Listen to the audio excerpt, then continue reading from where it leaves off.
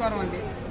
రాష్ట్ర ముఖ్యమంత్రులు నారా చంద్రబాబు నాయుడు గారికి, నారా లోకేష్ గారికి, డిప్యూటీ సీఎం అయిన పవన్ కళ్యాణ్ గారికి నా హృదయపూర్వక నమస్కారం. సార్, ఆచార్యులు అంటే బంగారంలో నైపుణ్యంగా ఆరితేరిన వాళ్ళు. తాలిబొట్టు ఈ రోజు కూడా ఒక మంగళసూత్రాలు తయారు చేయాలంటే ఒక ఆచార్య చేతి నుండి తీసుకుంటారు, ఆచార్యులే తయారు చేయాలి.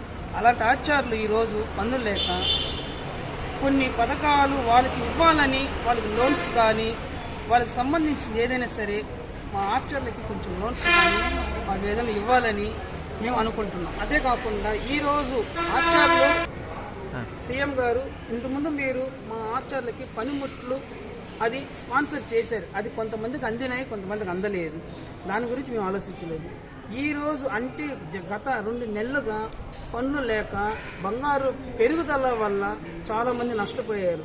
దీనివల్ల ఏంటంటే సంసారం చేసుకున్న వాళ్ళు చాలామంది పిల్లలు కానీ వాళ్ళ భార్యలు కానీ పన్నులు లేక వాళ్ళని ఇబ్బంది పెట్టలేక వేరే వేరే పనులకి వాళ్ళని పంపించేసి చిన్నపిల్లల్ని చదువుకోలేక ఈరోజు పరిస్థితికి వచ్చిందంటే ఆచార్యులకి కారణం ఏంటంటే బంగారు పెరిగినందువల్ల.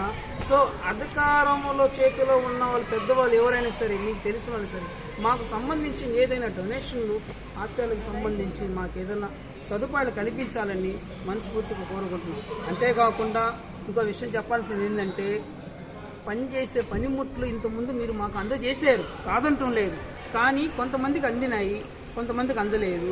మా మీద కొద్ది అధికారం ఉన్న వాళ్ళు అంటే సంఘంలో అధికారం ఉన్న వాళ్ళు ఏంటంటే వాళ్ళు సర్దుకుంటున్నారు. నేను ఓపెన్గా చెప్తున్నాను, నేను కూడా ఒక ఆచార్యని. కొంతకాలం నాకు పన్నులు లేక నేను ఈరోజు ఒక షాప్లో గుమస్తాగా ఉంటున్నాను.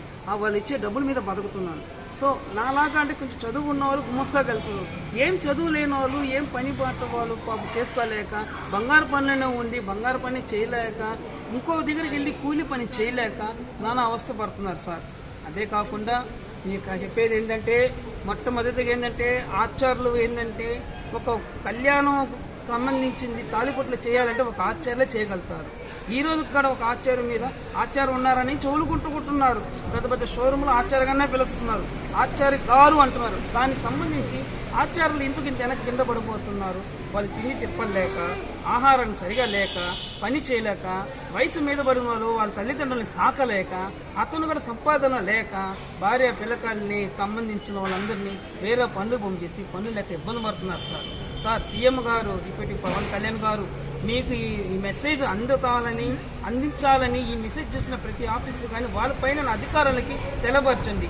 నెల్లూరులో నేను విశ్వ బ్రాహ్మణ సంఘం ఆచార్యగా సంబంధించిన విశ్వ కార్మికుడుగా నేను, అంతేకాకుండా ఒక ఆచార్యగా గరిసివీధి చిన్న బజారు నెల్లూరు గోపికృష్ణ ఆచారి. నమస్కారం.